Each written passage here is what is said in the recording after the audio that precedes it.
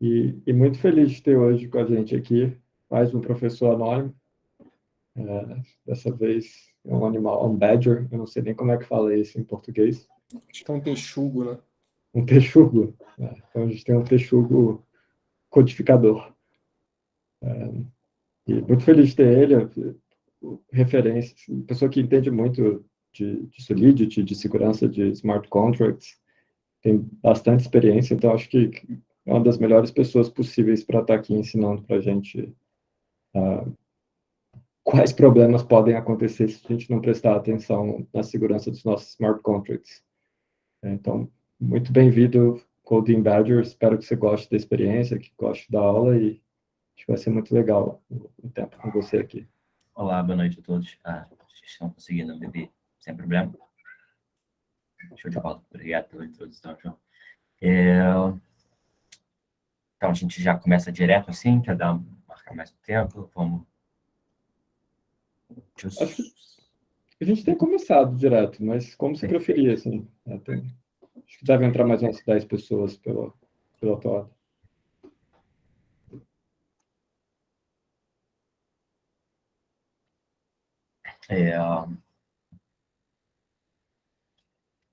Show de bola. Então, vou começando aqui. Então, você quer dar um start quando falar? Acho que está ótimo. Show de bola. Perfeito. Então, é isso. Hoje eu vou falar sobre a segurança em smart contracts.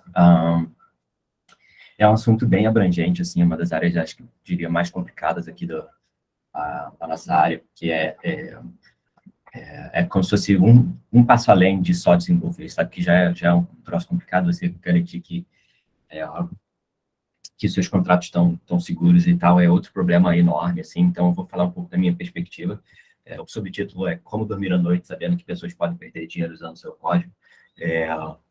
E isso vai de em várias instâncias mesmo, tá? Então, por exemplo, só dar um pouco um background sobre quem sou eu e talvez porque vocês que podem estar ouvindo o que eu estou falando. Primeiro que eu trabalho com Solidity há alguns bons anos, eu comecei a mexer lá em 2016, mas eu trabalho desde 2017 exclusivamente com Solidity, trabalho full-time. Durante esse tempo eu passei 3 anos trabalhando como auditor de smart contracts, então eu fui, de fato, auditor trabalhando na ponta de uma empresa de auditoria e nesse meio tempo eu auditei, eu acho que eu já cheguei a auditar, sei lá, 50 projetos a mais, ou até por cima, certo? E atualmente eu sou desenvolvedor full-time no protocolo de DeFi, é um protocolo pequeno, mas vai ser grande, é a minha aposta aí, que não está entre os grandes tubarões assim do DeFi, mas vai ser, e mesmo se não for, assim, a quantidade de dinheiro que esse protocolo lida já é um troço tremendo, assim, eu acho que já está na casa das centenas de milhões de dólares, então segurança, como vocês podem imaginar, é um fator, assim, muito, muito importante para a gente. E eu vou falar um pouco, assim, de como é que é o nosso processo de segurança dentro de uma empresa grande, e, ao mesmo tempo, eu também sou relativamente ativo, assim, na comunidade de NFTs, já fiz alguns projetos, e alguns projetos que fizeram até bastante sucesso, outros projetos foram mais menores, mas basicamente é um pouco também que eu tenho experiência trabalhando como desenvolvedor solo no projeto, sabe? Onde eu não tenho orçamento para fazer uma auditoria, onde eu não tenho orçamento para... basicamente para nada, na verdade, porque só sou eu trabalhando no projeto, então eu vou basicamente dizer como é que é a minha perspectiva aí também, sabe? O que eu faço para eu, sabe, dormir tranquilo à noite, sabendo que, tipo, meus contratos estão lá deployados na mainnet e algum problema pode acontecer a qualquer minuto. E, então, outras coisas, eu estou acompanhando aqui o chat na tela, então se quiserem perguntar, pode fazer uma pausa a qualquer momento que eu escuto e falo. Então, vamos lá. Para mim, segurança são 2 passos simples. Se você consegue garantir com os 2, seu contrato está 100% seguro. E o primeiro deles é garantir que ele faz o que você quer. Esse é um passo bem importante. E o segundo ponto é um passo muito mais difícil do que o primeiro, mas também é muito importante garantir que seu smart contract não faz o que você não quer. E basicamente se resume a tudo isso. É só você ter a confiança e a garantia de que o seu código faz aquilo e somente aquilo que você quer que ele faça. Então, aqui os exemplos. Aqui na apresentação, depois acho que eu posso deixar com o João, mas tem link para todas essas coisas. Então, recentemente, teve um contrato recentemente, assim, uns 7, 8 meses atrás, teve um projeto de NFT que ele fez um leilão, era um Dutch Auction, que é um modelo, dizem que é o modelo mais justo de distribuir os tokens e tal, e basicamente, por uma falha no código, eles não conseguem sacar esse dinheiro. Então, tem 11 mil Ethereum que está eternamente preso no contrato de NFTs, e parte disso, sim, eu acho que é porque, de fato, não houve teste necessário, não houve processo necessário para garantir que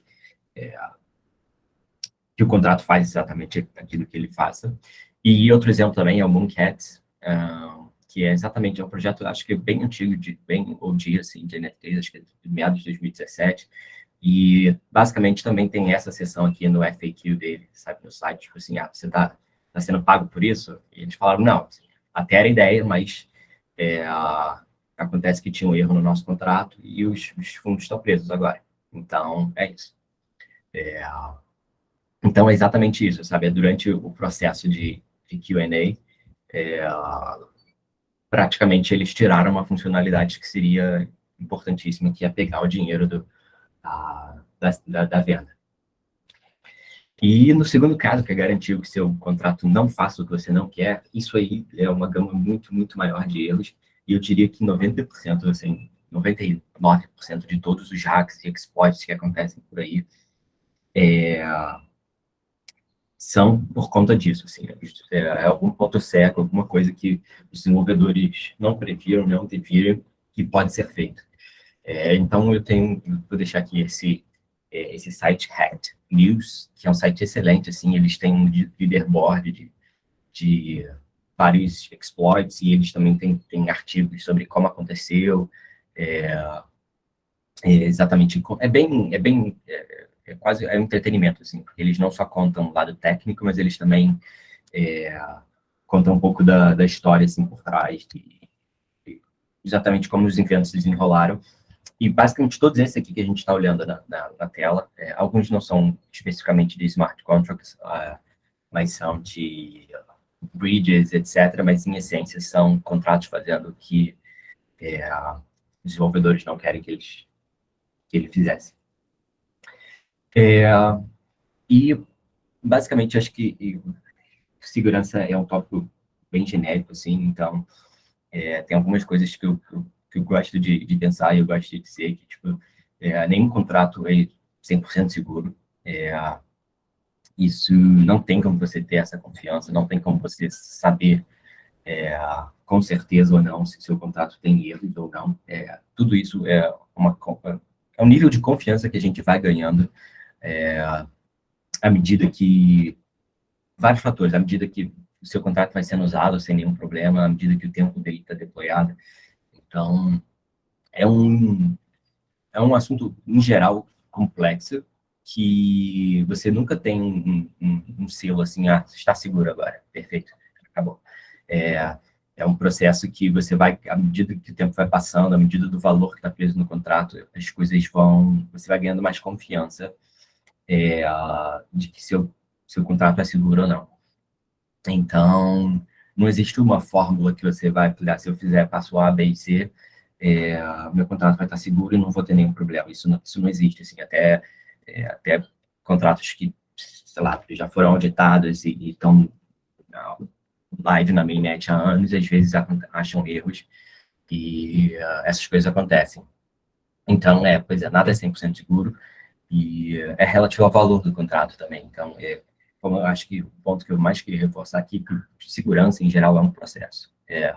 Não é simplesmente você... não é nada que você possa conseguir de forma binária. Você tem que aplicar os passos necessários para deixar o contrato tão seguro quanto ele precisa ser Então, isso é uma coisa que eu tenho noção também, tipo assim, várias vezes a gente está com projetos pequenos que não tem muito orçamento, então, de certa forma, você não precisa fazer todos os passos, porque vai ser muito mais custoso e, necessariamente, você vai estar protegendo demais, digamos assim, o seu contrato. Então, é muito relativo ao valor. Então, se você está, por exemplo, fazendo imagina, sei lá, a Copa do Mundo está chegando, você quer fazer um contrato para apostar com seus amigos só no resultado ali. Desculpa, tudo bem, eu li aqui a pergunta, mas depois a gente conversa. Basicamente, você quer fazer um contrato para fazer umas apostas ali, aquele famoso bolão com seus amigos, e é isso, assim, cada um vai botar ali R$ 50 no máximo, sabe? Você não precisa passar por um processo de auditoria enorme, porque o seu risco é relativamente pequeno também, o impacto é pequeno, porque você não vai estar transacionando milhões e milhões de dólares ali, então é simplesmente um valor pequeno, então seu processo pode ser mais barato, mais lean, né? Tipo assim, não precisa empregar absolutamente todos os métodos. E uma coisa também que eu acho que vale a pena falar aqui, tipo assim, não é o meu foco principal aqui dessa palestra falar de absolutamente todas as vulnerabilidades, por alguns motivos. Que grande parte dessas vulnerabilidades assim, já são cada vez menos e menos frequentes.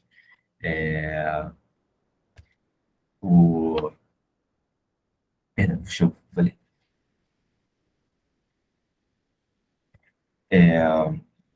É verdade, isso é um comentário também, assim, que até o próprio compilador volta e meia está ajustando bugs e coisas que são problemáticas. Mas, enfim, como eu estava falando, várias, assim, quando eu comecei a desenvolver e tal, mexer com segurança, tinha algumas listas de vulnerabilidades clássicas, assim, como os overflows e os underflows. E hoje em dia essas coisas não acontecem com tanta frequência. Primeiro que, como o Johnny Campos disse, assim, o compilador fica mais inteligente, então se você está usando um compilador mais recente, ele mesmo te protege de overflows e underflows. E segundo que existem vários e vários recursos onde você possa ver essas listas, assim, são bem interessantes, acho que eles vão muito mais em detalhes. Mas, de qualquer forma, se vocês quiserem, a gente pode entrar numa dessas listas aqui depois e dar uma passada rápida sobre elas, para falar um pouco sobre as vulnerabilidades e tal. Mas meu foco principal não é exatamente dizer o que é uma reentrância, por exemplo, o que é um overflow, porque isso é uma parte muito pequena assim, dos problemas que acontecem. Eu diria que a maioria dos exploits e hacks que acontecem são por problemas específicos daquele contrato. Então, são falhas na lógica, são casos que o desenvolvedor, os auditores não pensaram, não é exatamente um overflow que acontece. Muitas vezes pode envolver overflows, ou pode envolver reentrâncias, ou pode envolver alguma dessas bases desse projeto, dessas vulnerabilidades específicas, dessas vulnerabilidades comuns, mas, assim, em grande maioria, problemas específicos daquele contrato. Assim. Então, você dificilmente, às vezes consegue, mas dificilmente você consegue pegar exatamente uma vulnerabilidade de um contrato e aplicar ela em outro que faz uma coisa parecida, porque não funciona assim, são coisas específicas. E então aqui eu acho que eu separei assim, em vários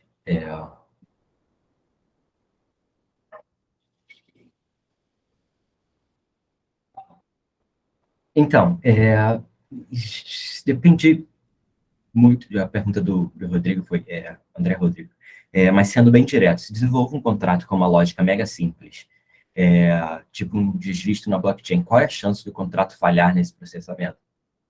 A minha resposta obviamente, depende muito do processo que você empregou, sabe, antes de deployar isso. Então, isso aqui é uma coisa que eu gosto de dizer que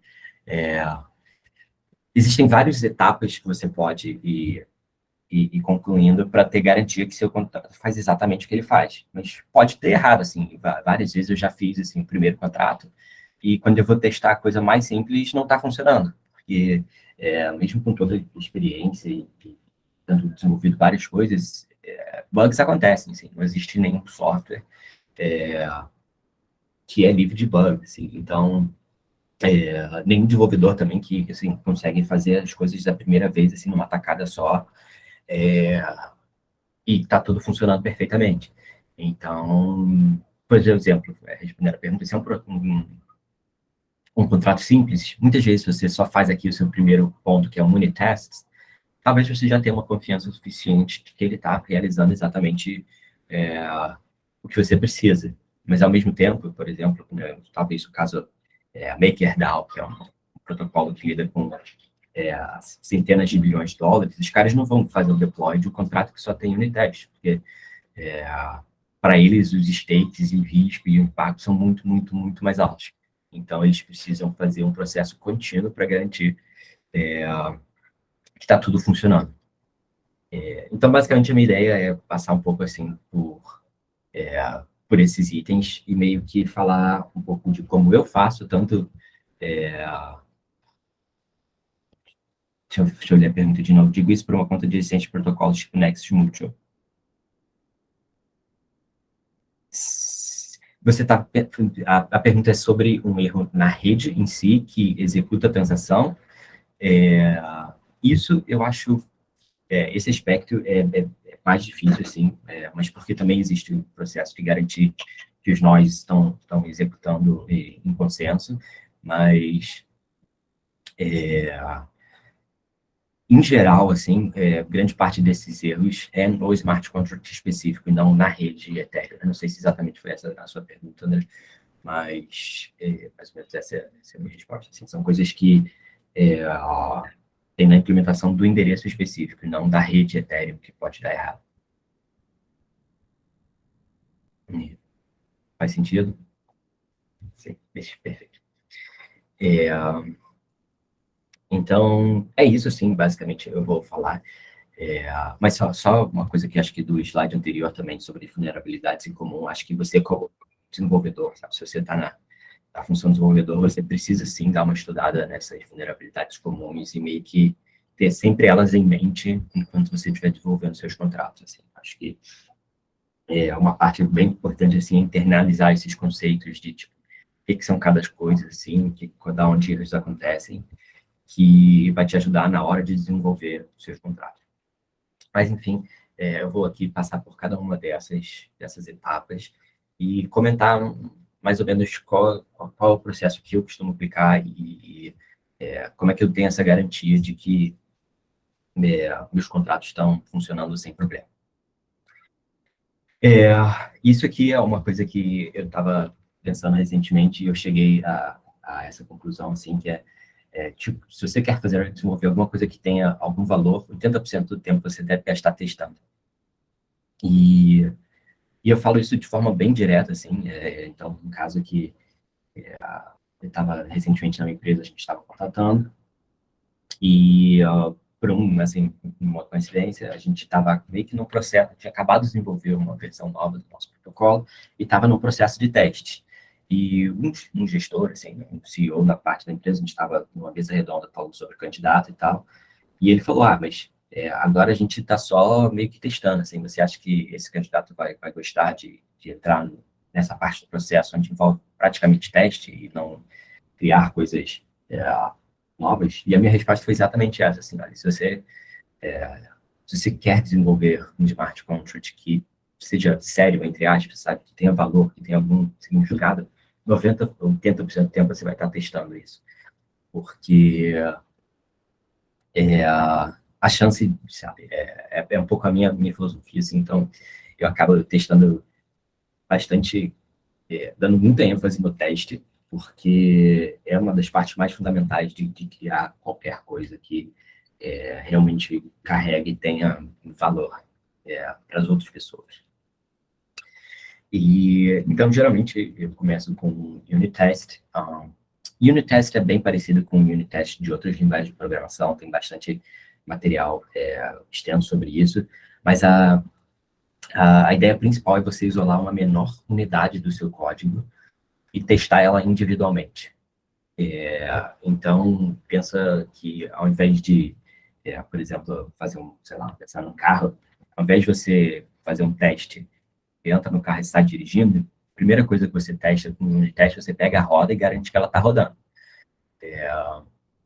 Isso te dá muita confiança para fazer testes mais complexos depois que você garantir que, então, por exemplo, se nesse meu exemplo do carro, se você está fazendo um test drive e ele está pendendo para a esquerda, você não tem dúvida que a roda está rodando, porque você já teve já gastou esse tempo para testar só a roda num ambiente isolado, sem muita interferência de coisas externas. Então, essa é a ideia, assim, é isolar fatores muito pequenos, partes muito pequenas do seu código, ou funções específicas, ou contratos específicos, mas idealmente funções, para você garantir que ela funciona sozinha, sabe? Sem falar com nenhuma das outras coisas, sem envolver mudanças de estado, só se ela funciona isoladamente. Então, como eu disse aqui, ela é bem mais fácil para funções puras, ou funções que não têm efeitos colaterais, né? Isso também tem outros conceitos de programação, mas, assim, muito como em outras linguagens, as funções puras são aquelas funções que são determinísticas, sabe? Com os mesmos inputs, vai ter sempre os mesmos outputs. E também eles não têm efeito colateral que mudam no código. E você testar isso é mais fácil, porque você consegue testar que seu input dá sempre o seu output, que é o output desejado. E, geralmente, como eu falei, é o lugar mais fácil para você começar a testar. Então, absolutamente quase todos os contratos têm pelo menos uma função, um ponto que você consegue facilmente fazer um unit test, que já vai te gerar começar a gerar confiança, né, nesse contrato. E esse último ponto aqui faz uso de mocks e harnesses. Mocks são contratos, acho que todo mundo sabe, né? Contratos que imitam outros como uma maneira de isolar a funcionalidade. Então, sei lá, por exemplo, imagina que eu estou criando um contrato que precisa interagir com a Uniswap. E eu quero testar essa função em que meu contrato vende esse token na Uniswap. Eu vou criar, ao invés de realmente usar os contratos da Uniswap, que são complexos e que podem ter diversos outros problemas, eu vou criar um contrato ou alguma coisa específica que só simula o que é o input e o que é o output de uma função de swap, por exemplo. Então, eu digo, sei lá, eu crio essa função específica desses parâmetros e retorno o que eu preciso retornar, que é o outro token. E só isso já é suficiente para esse meu caso de unit test, para eu garantir que a minha função específica funcione. Então, isso aqui é um exemplo real, até eu estava fazendo código que eu precisava de uma função para descobrir o dia da semana, de acordo com um timestamp e uma base, que é uma referência de horário.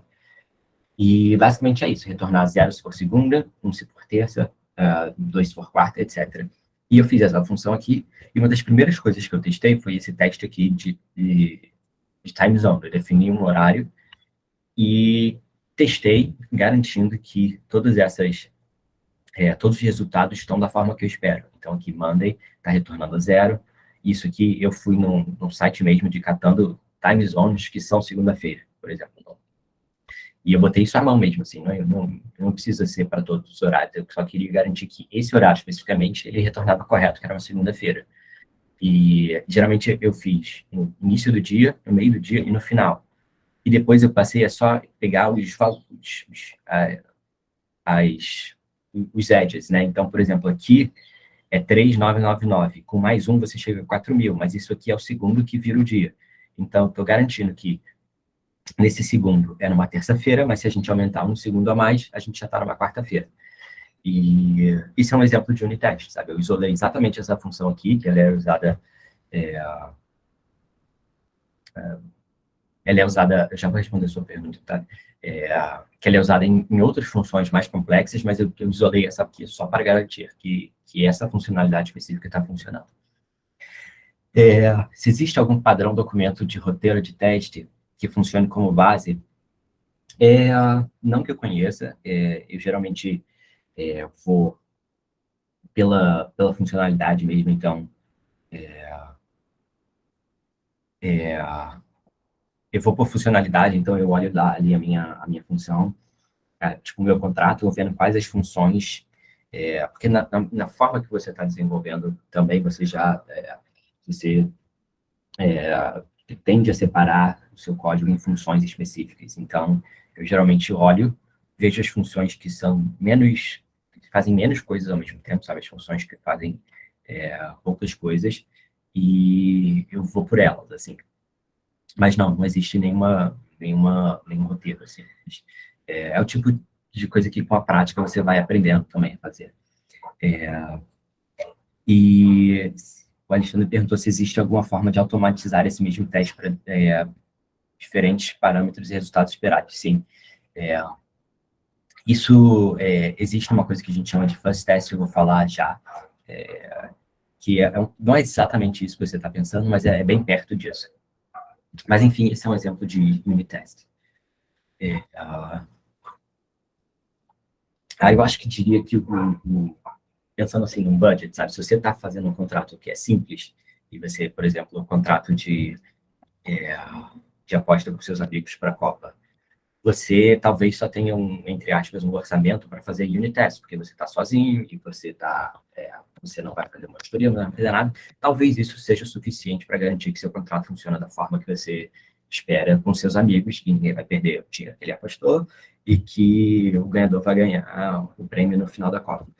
Então, talvez isso seja suficiente. Mas se você precisa de mais orçamento para garantir mais segurança, eu diria que o próximo passo seria o que a gente chama de integration test.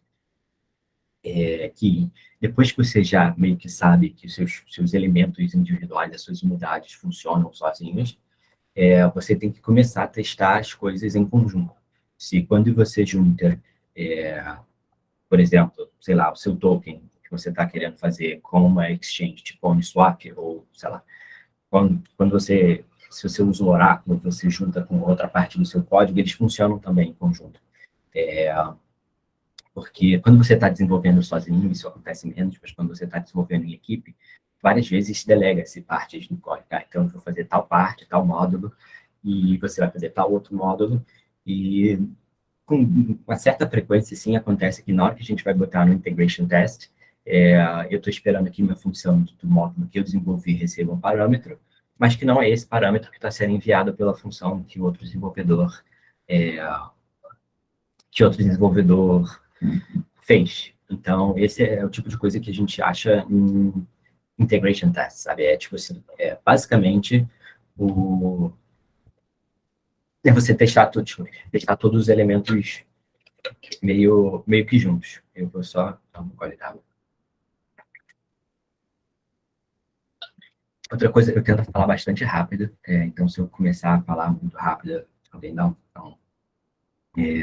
alguma coisa no chat que eu tento me maneirar aqui, mas à medida que eu vou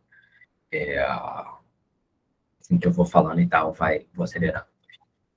Isso é integration test. Então, a pergunta do Walter Lobo é como fazer integration test programando outro contrato? Depende. A minha questão é, se o seu protocolo, o produto que você está desenvolvendo, existem vários contratos, não. Você simplesmente usa todos os contratos do protocolo que você está fazendo. Mas se o que você está fazendo é apenas um contrato, como muitas vezes é um token, por exemplo, integration test é meio que você considerar que ele todo funciona em si, sabe? Então, por exemplo, que se você deployar o contrato, você chamar o construtor, e se alguém mintar, e depois transferir, todos esses processos meio que encadeados funcionam de uma forma só. Isso é uma parte, assim, integration test, você ainda não, menos, acho que o nome seja um pouco confuso, assim, que você está menos querendo testar com outros protocolos da rede e é mais ainda assim dentro do seu próprio cercado, sabe? Do seu próprio, da área que você tem controle, da área que você está desenvolvendo, mas você garantir que os elementos individuais funcionam entre si.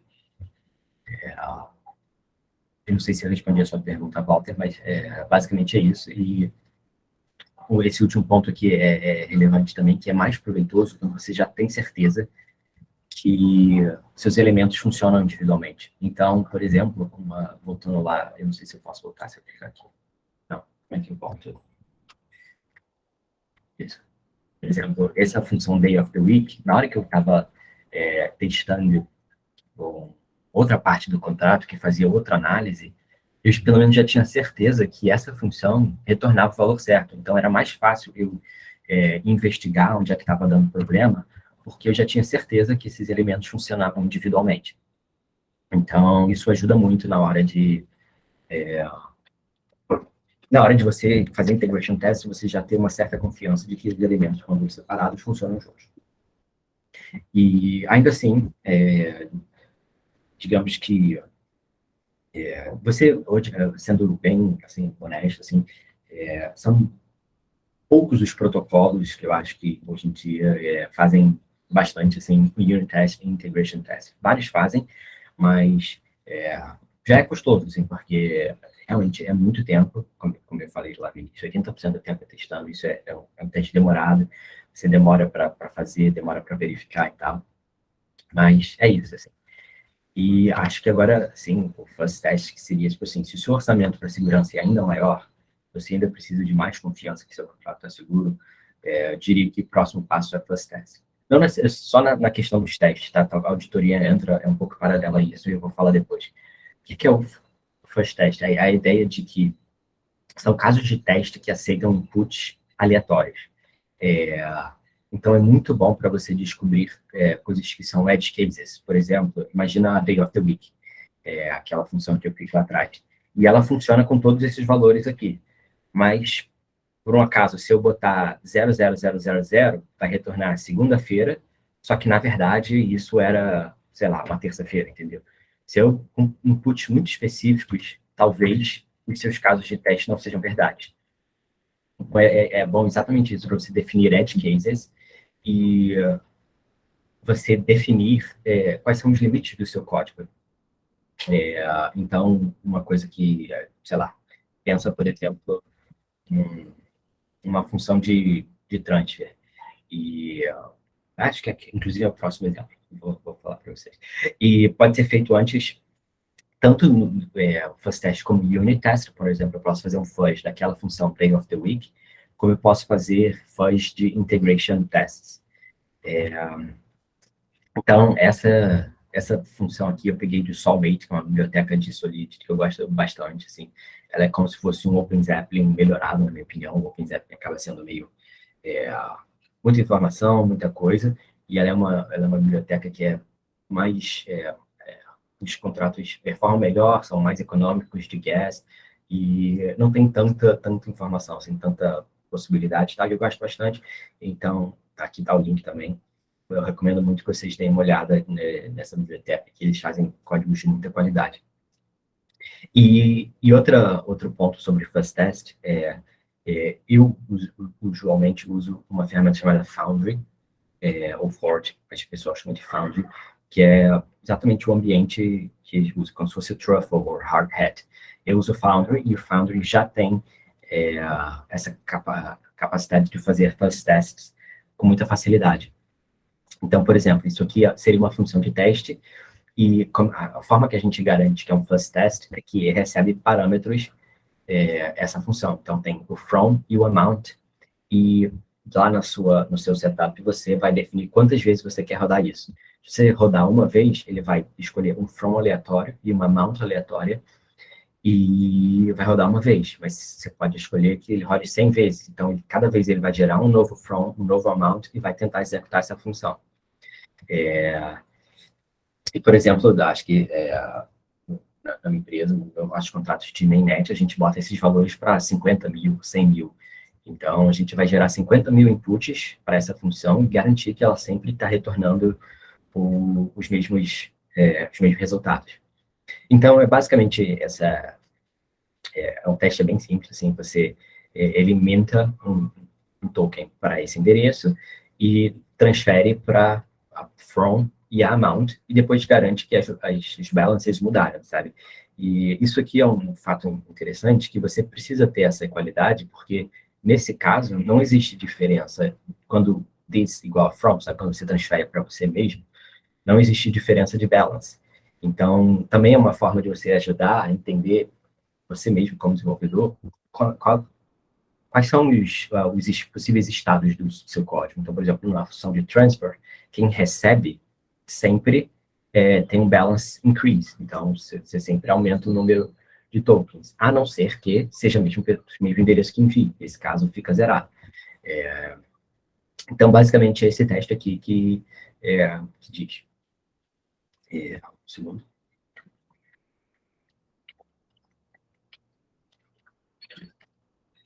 Esse aqui é o exemplo mais, acho que é um dos mais simples possíveis, assim, é a base, você... e parece até meio bobo, assim, porque parece uma coisa relativamente lógica, sabe? Tipo, não é um absurdo você chegar à conclusão que funciona assim, sem precisar fazer esse teste. Mas quando a gente começa a fazer contratos mais complexos, que têm lógicas diferentes, é sempre muito útil fazer fuzz test. Então, várias e várias vezes a gente, eu acho que no contexto da minha empresa, a gente acha erros que estavam lá desde o início, que a gente achou no fuzz test. E são erros, muitas vezes são erros de, tipo assim, quando o arredondamento de um cálculo dá errado, sabe? E você tem um efeito que você não estava esperando, ou alguma coisa assim.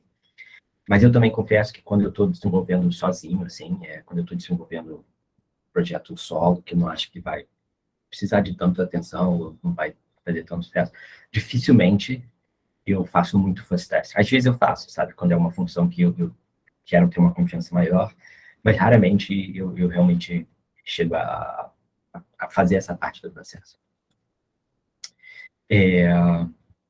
E eu acho que esse aqui seria um dos últimos estágios, assim, de como testar seus contratos, que é uma coisa que a gente chama de invariant testing. É um pouco o que a Echidna faz. A Echidna é uma ferramenta da... A Echidna e o Mithril são duas ferramentas que, de certa forma, fazem invariant testing. São ferramentas de segurança da Tree of Bits e a outra da Consensus. Mas, basicamente, a ideia é muito simples, assim, você pega como se você deployasse seus contratos e você definisse alguns estados que sempre são verdades. E depois você tivesse um software para ficar bombardeando o seu contrato com transações aleatórias. Ele não está preocupado em saber quais são exatamente os inputs e pensar se tem que ser maior. Ele só simplesmente gerando transações aleatórias e bombardeando. E depois de cada transação, ele checa se aquela função e condição que você definiu ainda é verdade. Isso são bons para também descobrir edge cases. E também, esse meu segundo ponto, é que é bom para você, como desenvolvedor, você pensar em quais são os estados que o seu contrato precisa ter. Em quais são as condições que o meu contrato eventualmente vai ter. O lado negativo é que dá muito trabalho. Você precisa montar uma boa infraestrutura e muitas vezes, para projetos menores, não necessariamente compensa. E isso aqui é um exemplo de invariante que uma invariante para um RC20 e é exatamente a soma de todas as balances deve ser igual ao total supply. Isso deve sempre ser verdade. Não importa se de repente, a soma das balances não for igual ao total supply, o seu contrato está quebrado de alguma forma. Porque essa invariante foi quebrada. Então, do mesmo sommate, eles têm esse contrato aqui de testar invariant, e basicamente é um contrato externo que só soma a balance dos usuários, e eles fazem um setup, eles deployam o token e add to target contract. Basicamente, esse software vai ficar executando transações para esse token, tipo mint, transfer, burn, faz tudo, aleatórias, e toda vez que ele executar uma, ele vai executar essa função para garantir que o total supply ainda está igual à soma das balances. E é simplesmente isso, assim, é uma ideia bem simples, assim, mas é difícil de fazer toda essa infraestrutura e é difícil de chegar em variantes que façam sentido para o seu protocolo, porque, obviamente, nem todos vão ser simples assim. Então, por exemplo, você pode ter variantes muito mais complexas, sei lá, talvez no caso de uma Uniswap da vida, você pode ter, se o valor do token A for maior do que o valor do token B, você deve ter menos balance do token A do que do token B, uma coisa assim, sabe? alguma invariante que envolva vários aspectos do contrato em si. Mas eu gosto bastante, assim, eu gosto de fazer invariant test, eu acho divertido, e também te dá bastante solidez, assim, de quanto você tem confiando que o protocolo em geral funciona. Mas também, como eu estava falando, assim, isso na minha empresa a gente faz muito, porque é um protocolo que os stakes são muito altos, né, assim, envolve bastante dinheiro, mas que eu, pessoalmente, quando eu estou fazendo um contrato menorzinho, alguma coisa assim, eu dificilmente vou tirar o tempo para fazer um invariant test, sabe? Porque chega uma hora que não compensa mais, sabe? Muitas vezes eu acho que não vou ter valor suficiente para garantir, para justificar todo o investimento de tempo que eu estou fazendo para esses testes. E, a verdade, a última etapa que eu costumo gostar aqui, não necessariamente fica nas mãos do desenvolvedor, que é user testing. Basicamente, você, no ambiente controlado, é fazer exatamente aquilo que o usuário faria para interagir com o seu contrato, com o seu protocolo. Isso, obviamente, inclui testar a interface. Então, por exemplo, na minha empresa, a gente tem times separados de Smart Contracts e um time de interface, né? Então, são 2 times separados. Então, eu não toco interface. Então, na teoria, eu não sei exatamente nada do que está acontecendo e como é que vai ser feito isso. E esse tipo de teste também testa a interface do usuário. E esse ponto 2 é idealmente feito por pessoas que não desenvolveram. Então, muitas vezes a gente pega o pessoal de vendas, pessoal de outras áreas da empresa para falar, olha, você tem que fazer isso aqui. Faz, basicamente. E você costuma achar algumas coisas específicas. Então, por exemplo, eu vou dar um exemplo que aconteceu comigo nesse ano. Na minha empresa, a gente estava desenvolvendo uma feature, a gente estava bem parecido, era bem subscrevendo aquele ERC 4626, que é um Vault Standard que está sendo finalizado, tem vários protocolos trabalhando em cima disso, e a gente estava desenvolvendo um contrato desse, e a gente fez absolutamente todos os testes anteriores. A gente fez unit test, a gente fez integration test, a gente fez invariant test, e estava tudo funcionando certinho. E a gente também fez o zero testing. A gente lá tinha a interface, e aí montaram, como era um token específico, o time de interface montou várias carteiras para a gente, aí a gente usava o MetaMask para fazer as transações e depositar e sacar e tal, e estava tudo funcionando perfeitamente. No dia que a gente foi estrear, no dia que a gente foi lançar o produto no ar, vários usuários começaram a ter problema para depositar. E uma coisa que a gente reparou foi que vários desses usuários estavam usando o MetaMask com um Ledger, e não um MetaMask normal, como a gente estava usando quando a gente fez o teste. Então, acabou que a gente não pegou esse erro, estava acontecendo, estava no protocolo desde o início, porque que a gente não exatamente simulou o que o usuário faria. Isso também é bastante custoso, dá trabalho, e é uma das últimas coisas que se faz, eu diria assim, antes de você fazer um release, de você lançar um produto. E vou deixar só uma nota aqui sobre verificação formal, assim, não é uma área que eu entendo muito, assim, eu sei por alto, mas é uma mistura entre fazer um teste e fazer uma auditoria, assim, porque você basicamente quer elaborar uma fórmula matemática que corresponde exatamente ao funcionamento do sistema. Então, é como se você conseguisse provar que para todos os cenários a execução do sistema vai ser desejada, assim. É bem complexo, assim, são poucos times que trabalham com isso, então, até mesmo se você quiser alguém para fazer a verificação formal do seu código, é difícil, e, assim, são pontos para tipos específicos de contrato. Então, por exemplo, o contrato de deposit para o stake da Beacon Chain do Ethereum, ele foi formalmente verificado.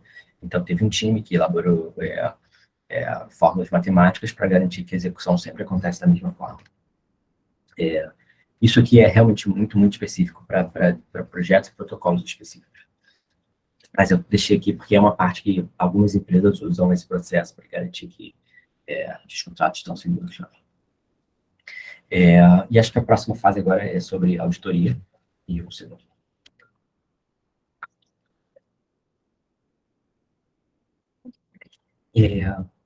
Isso aqui é um tempo atrás eu ouvi uma frase pessoal que é meio paranoico com backup, falando que backup, se você só tem um, você não tem nenhum. Porque o pessoal está falando de casa, assim, que você tem backup todo bonitinho, mas na hora que vai precisar, o backup falha também.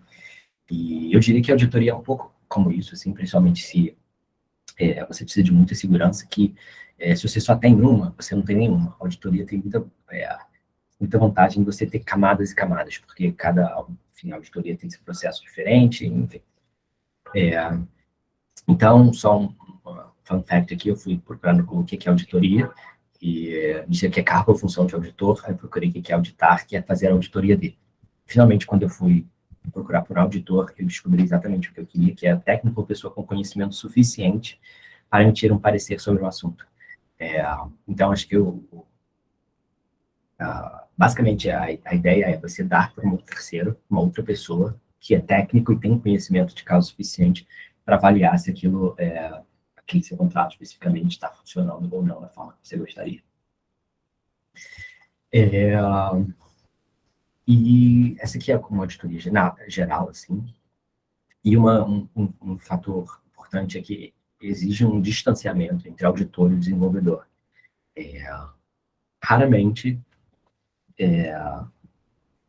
assim, idealmente, não é a mesma pessoa. Se for a mesma pessoa, em alguns casos específicos, acho que eu vou falar, mas é que haja um distanciamento. A pessoa que vai auditar não é a mesma pessoa que desenvolveu ou que esteve perto do desenvolvimento, porque a auditoria é muito bom para achar os pontos cegos, que a gente chama.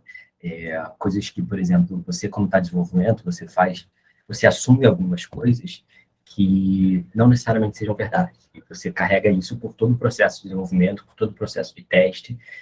Você faz tudo isso considerando que tal coisa é verdade, mas quando alguém olha de fora, ele consegue saber muito mais rápido que você que não é uma verdade. Então, por exemplo, como eu falei lá no início, eu fui auditor durante muito tempo, e cada auditor tem seu processo próprio e tal, mas uma coisa que eu nunca fazia era ler documentação antes de auditar o código. Porque eu achava que a documentação, geralmente escrita pelos desenvolvedores, e só de estar lendo aquela documentação, eu já estou meio que absorvendo algumas concepções que o desenvolvedor tinha na hora que ele estava desenvolvendo o código. Então, o que eu fazia era assim, primeiro eu olho o código pelo que ele é, e depois eu vou olhar a documentação para tentar entender o que o desenvolvedor queria que ele fosse. Então, é isso que eu falo desse distanciamento, assim. Então, o primeiro passo, eu acho que, assim, se não tem orçamento, seria uma auditoria interna, que é tipo isso, os próprios desenvolvedores fazem uma auditoria do código, e pode isso, não é o ideal, sabe? Mas se é isso que tem para ser feito, é melhor do que nada. E existem algumas coisas que dá para ser, tipo assim, minimizada para poder aproveitar esse processo de auditoria. Um é distanciamento de tempo, isso não pode ser distanciamento de pessoa, distanciamento de tempo. Então, você acaba de desenvolver, acaba de testar seu código, e você tira, sei lá, 1, 2 semanas fazendo outra coisa, trabalhando em outra área, e depois você volta nesse seu código para você auditar ele com olhares mais frescos, sabe? Você já não é o seu eu do passado, você não é a mesma pessoa que desenvolveu. Então, existe pelo menos um distanciamento. Ou se você está trabalhando com outra pessoa, cada um se audita também que é parte do outro, assim. Como eu disse, não é o ideal, mas muitas vezes, assim, é o que é possível fazer, sabe? Então, existe uma vantagem e eu acho que deve ser feito, sabe? Se é o que dá para ser feito. Porém, eu acho que o caso ideal é uma auditoria externa mesmo, que é você contratar alguém, ou alguém, ou uma empresa, ou um indivíduo, para olhar seu código como se fosse uma página em branco, sem nenhuma das preconcepções que você tinha quando estava desenvolvendo, simplesmente para ver e avaliar o código como ele é. E, como eu falei antes, cada auditor tem seu método próprio, assim, então tem empresas de auditorias que usam ferramentas automatizadas, tem empresas que usam só a análise, basicamente lendo e entendendo, e varia muito, assim. Então, existem também várias e várias empresas, mas em geral são caras, e as muito baratas muitas vezes são ruins também. As pessoas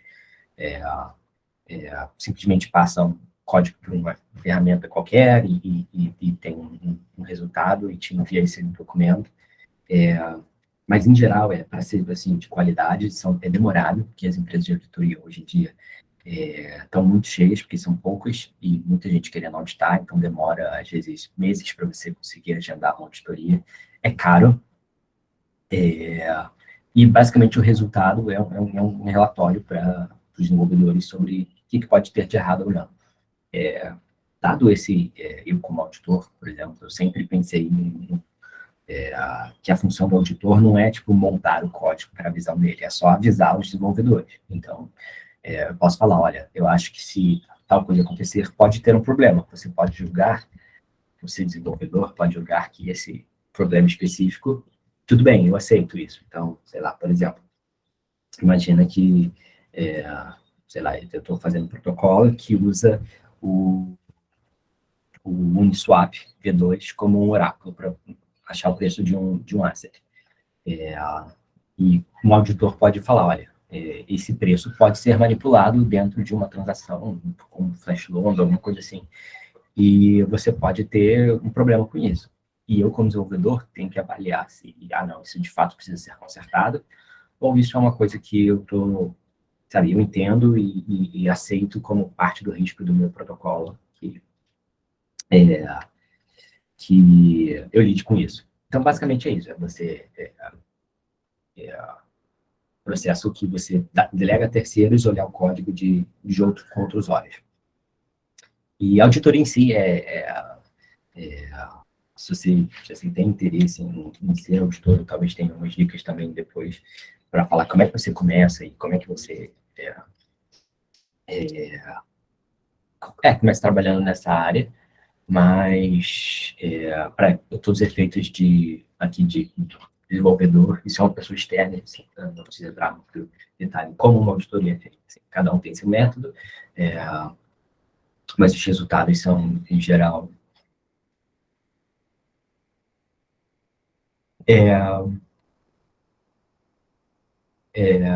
duas perguntas aqui. Esses testes de flash low consigo pegar as falhas com configuration test? Depende do seu protocolo, assim, eu acho que, por exemplo, se você está fazendo, imagina um contrato que tem muita integração com o Uniswap, eu diria que sim, você precisa testar fatores externos acontecendo no Uniswap. Então, em geral, sim, mas não é necessário. E indicação sobre livro de auditoria externa, eu não conheço, na verdade, eu não sei se o pessoal conhece de como... realmente não conheço, nem sei se tem algum, para falar a verdade. E acho que esse é o último ponto, assim, antes de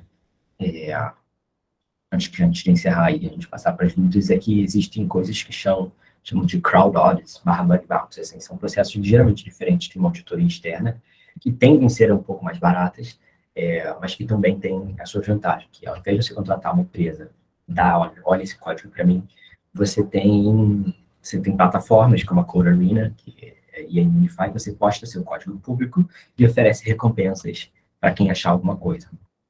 O primeiro ponto é que eu digo que os incentivos dos auditores são diferentes. Então, do ponto de vista do auditor, se eu estou fazendo uma auditoria paga ou se eu estou fazendo uma crowd audit, um bug bounty, é muito diferente. Então, por exemplo, se eu sou um auditor pago, eu preciso olhar e vou olhar absolutamente todas as linhas de código. Eu não vou deixar nada passar, e a minha função é exatamente olhar tudo que eu posso olhar, porque eu estou recebendo para tal. Mas se eu estou participando de um Code Arena da vida, e eu já fiz às vezes, eu praticamente olho o código, e se eu não acho alguma coisa assim logo de cara, ou se eu vejo que, não, eu acho que não vai dar problema aqui, muitas vezes eu nem continuo, sabe?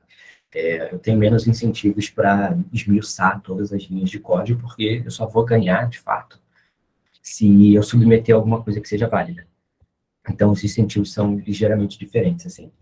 E outra coisa, o problema desses bug bounties e crowd audits é que você, como dono de um projeto que submete um código para esse tipo de auditoria, você não tem muito a métrica de quem analisou, quanto tempo olhar o seu código. Mas ainda assim é um bom processo, assim, que eu recomendo também que seja feito. Aqui.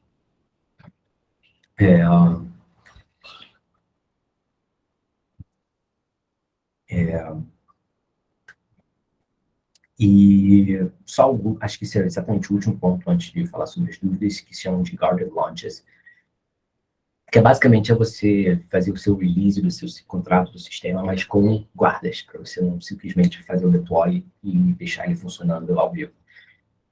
Isso pode funcionar de várias formas, ou você, por exemplo, botar um monte de guardas que poucas pessoas podem executar todas as funções, ou você diminuir, limitar o número de tokens que podem ser usados, o número de Ether. Você meio que ter uma certa precaução na hora de lançar e ir tirando essas precauções, essas guardas aos poucos, ou relançar de novo depois o sistema sem as guardas, para que você você basicamente minimize riscos e impactos, sabe? Se você você tem um contrato com $10, é muito diferente se você tem um contrato com $10 milhões. Então, é uma boa forma de você ir ganhando confiança aos poucos em como seu contrato se comporta ao vivo, assim, digamos. E eu acho que é isso. Basicamente foi geral, assim, eu dei uma passada boa. Tem uma pergunta aqui do Walter Lobo que o Slither dá algumas dicas sobre... Então, boa pergunta. Ele perguntou se tem algumas ferramentas que auxiliam no processo de auditoria. E o Slither é uma boa, ele te dá um relatório. Hoje em dia, acho que o Slither está integrado no compilador, no próprio compilador. Então, aqueles warnings, eu acho, eu não tenho certeza se é de fato isso, mas eu acho que eles já são provenientes do Slither. Então, é uma boa ferramenta. Como auditoria, eu também gosto de usar, tem uma extensão do VS Code que chama Visual Auditor, ou Visual Developer, Solidity Visual Developer, que ele também já através do highlight, assim, eles te avisam algumas coisas que são possíveis problemas. E acho que essas são as duas, assim, que vêm na minha cabeça, assim, que eu acho que são úteis para auxiliar nesse processo de auditoria.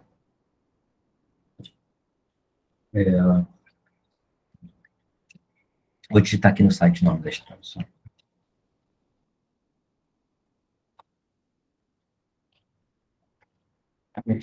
Ele é bem legal, assim, eu gosto bastante.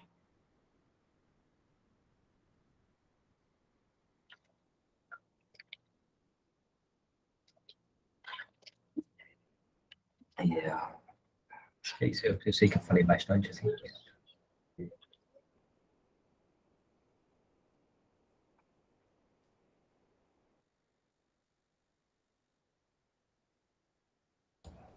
A Grazi perguntou: a segurança sempre é intrínseca ao smart contract, ou podem haver fatores externos que comprometem o desempenho do contrato, por melhor que seja o código? Sim, esse é um bom ponto, assim. Existem os dois lados, sabe? Existem o fator do seu próprio contrato, do ambiente que você controla ser seguro, mas, assim, grande parte do benefício de DeFi, ou do benefício da blockchain, é que tudo é executado no ambiente em conjunto.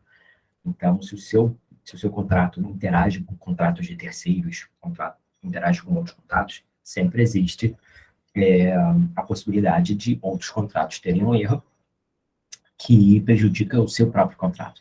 Então, mal bem, é uma coisa que você precisa levar em consideração, que a gente chama de riscos de terceiros, sabe? Que não adianta nada você garantir todas as precauções e você, sei lá, você meio que confiar em um contrato que não é muito seguro, porque pode levar a falhas no seu próprio protocolo. Então, isso é um ponto bem importante. Assim, se você pretende deployar alguma coisa que vai interagir com protocolos existentes, que é bom você ter a noção do quão arriscado é, ou que tipo de problemas pode ter se esse protocolo tiver algum erro. Boa pergunta. Bem interessante pensar por esse ponto também.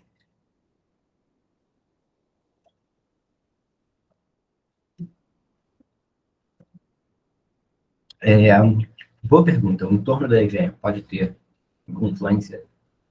Acho que foi uma pergunta parecida com que é, acho que o Walter ou alguém mais fez sobre, tipo assim, fora da IVM, podem existir outros problemas? E sim, sempre pode. Então, a gente não pensa sobre isso, mas podem haver falhas em outras partes do processo. Então, por exemplo, no compilador de Solidity pode ter falhas, no otimizador de Solidity pode ter falhas, os próprios nós, onde você vai fazer deploy, pode ter falha, você pode ter uma falha da IVM em si, e tudo isso pode acontecer. O que eu sempre penso é que, hoje em dia, grande parte desses fatores, a gente já tem uma segurança muito grande que funciona. Então, por exemplo, os nós, eles estão rodando há 1 ano, 2 anos, com muito valor e nada foi identificado, sabe?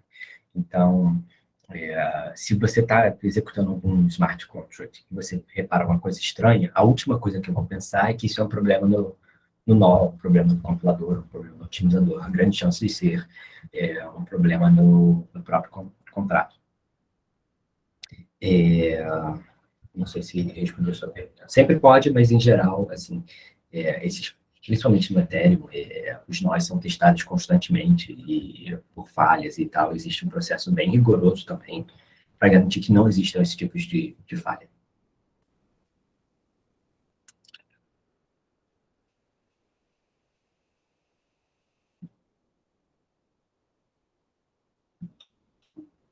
O Gabriel fez uma pergunta sobre interface da MetaMask, mas eu não sei dizer também. Contei algo assim.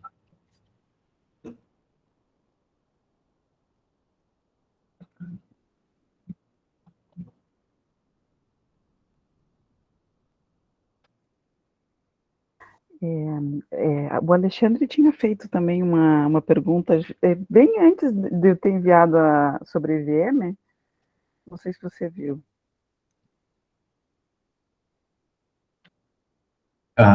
Achei aqui. Podem falar mais sobre quais testes valem ser desenvolvidos considerando o orçamento mais limitado? É uma boa pergunta, e isso eu acho que é o tipo de coisa que você pega com o tempo, sabe? À medida que você vai desenvolvendo projetos. E, basicamente, vendo eles deployados, você vai pensando.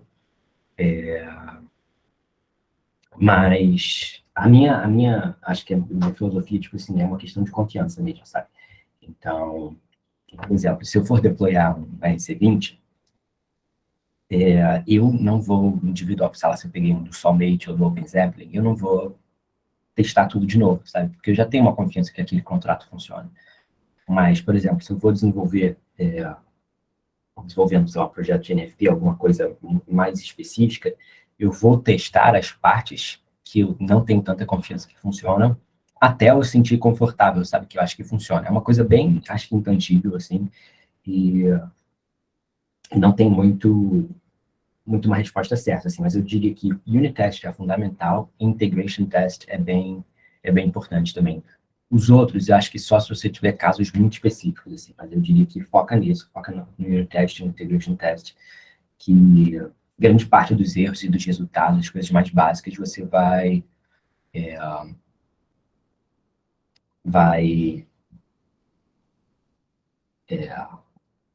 você vai ser o suficiente. E o John Campos falou uma coisa que é interessante, que boa parte dos testes é feita usando testnet. Sim e não. Por que eu digo não? Porque, por exemplo, unit test, invariant test, fudge, tudo isso eu faço no ambiente local. Eu não deployo, tipo assim, não. As pessoas não tendem a deployar esses contratos. Todos são feitos no seu próprio ambiente de desenvolvimento.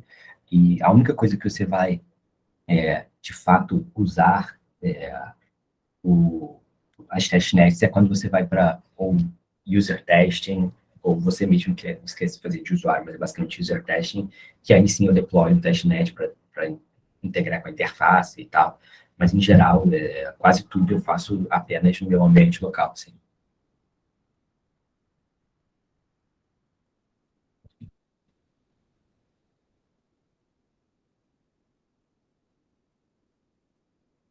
Boa pergunta. O João perguntou como é que eu penso sobre segurança de UI.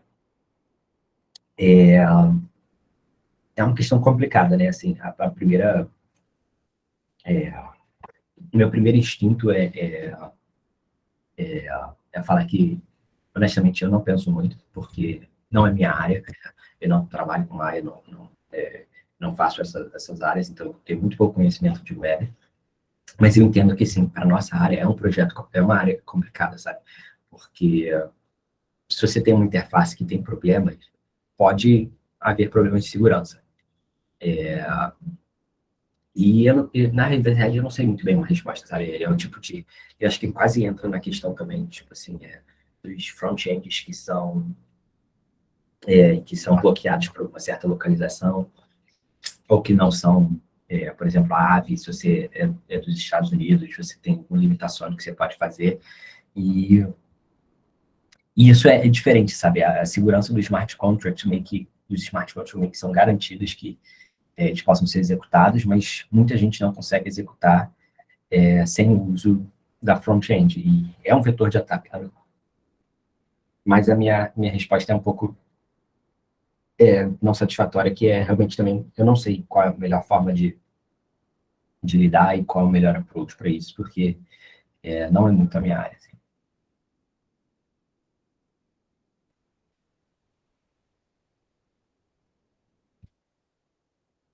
Espero que eu tenha respondido a pergunta.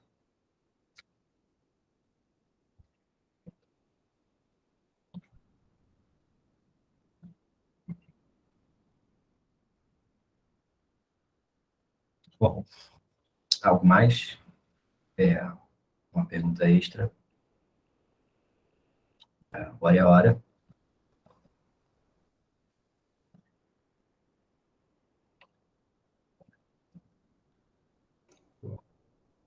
Parece que foi, né? Valeu demais pela aula, gostei bastante, pelo menos. Sempre bom parar um pouco para pensar sobre segurança. Prazer, prazer. Obrigadíssimo pela força. Espero que você tenha gostado também. Foi bom, foi bom. Acabei, eu não tinha ideia de quanto tempo eu ia falar, mas acabou que eu falei mais do que eu ia esperar. Mas é legal. É um assunto interessante, assim, é uma coisa que a gente, como desenvolvedor de smart contracts, você está muito atento a isso o tempo inteiro, sabe? É o tipo de coisa que é fácil perder de perspectiva, né? Não é tão urgente, eu acho. Dá para ir empurrando um pouco. Mas o preço pode ser muito caro, né? Sim, sim, pois é. E à medida que... Isso tem uma coisa interessante também, eu acho que a gente, como desenvolvedor, assim, o progresso natural é fazer coisas cada vez mais complexas, com maiores impactos. E, obviamente, assim, você vai ganhando experiência, você vai cometendo menos erros, mas os erros que acontecem têm bastante impacto, sabe? Então, é o tipo de coisa que você não pode sair da linha em nenhum momento, sabe? Porque só fica pior, sabe? Digamos assim, de certa forma.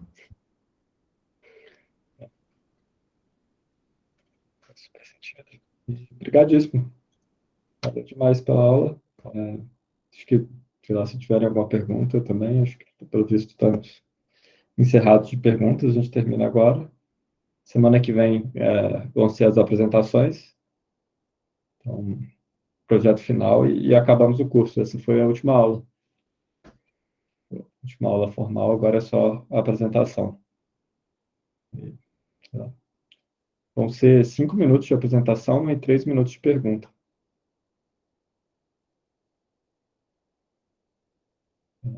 Mas valeu demais. Espero que vocês tenham gostado da aula, que estejam gostando do curso. E, sei lá, qualquer coisa aí, vamos nos falando também. Semana que vem a gente faz nosso último encontro. E valeu demais. Obrigadíssimo pelo suporte aí, professor, pela presença aí dos 41 integrantes que ficaram durante todas as aulas.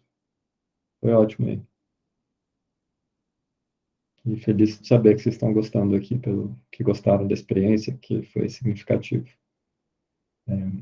Bom, acho que veio muita gente legal aqui. Acho que, no geral, o pessoal é super acessível também, então acho que vocês têm referências de quem perguntar, de quem pedir feedback, quem mostrar as coisas. A comunidade dos alunos é muito legal também. Então, espero que isso tenha sido uma sementinha aí de muita coisa legal que venha pela frente e ter uma participação mais relevante do Brasil em Web3 e DeFi. Valeu demais. Um forte abraço para vocês. Boa noite, boa semana e até a semana que vem. Valeu, João. Muito obrigado, hein, cara. Tá bom? Valeu demais. Boa noite. Tchau, tchau.